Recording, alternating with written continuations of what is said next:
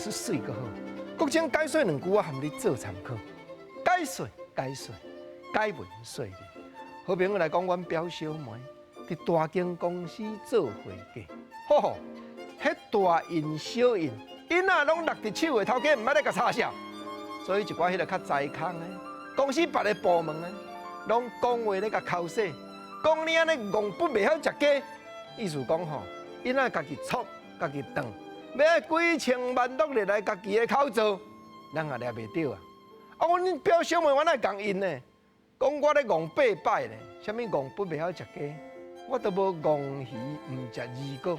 这2句话相差一对，咱知哦。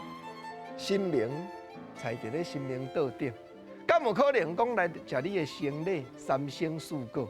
毋则人讲戆不袂晓食鸡，事实阮表小妹讲我毋是戆，我若真正食了，我就丢掉啊！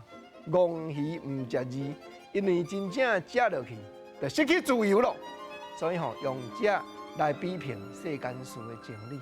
第2句，阮表小妹甲我讲，人若咧甲我口说的时阵，叫我囡仔家己撮家己断的时阵，我就会共应一句讲，做过袂安得人的喙。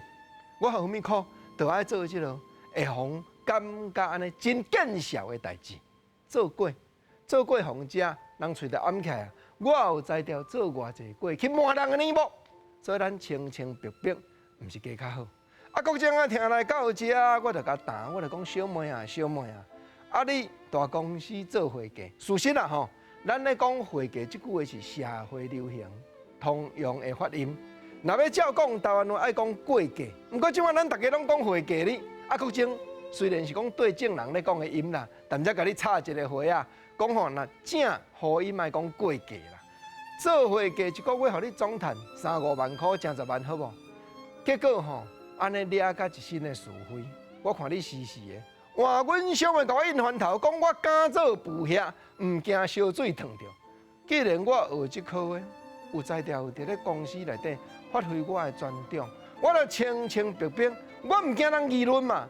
布鞋咱知，较早吼较水的，啊若较肥的或者肥鞋，较热的或者热鞋，老辈农业社会咧讲的，即马吼。无啊啦，即摆拢塑胶后壳啦吼，啊毋过敢做布鞋，较烧水，敢会惊人烫？毋惊嘛，这拢是用这来比拼的俗语话，真艺术。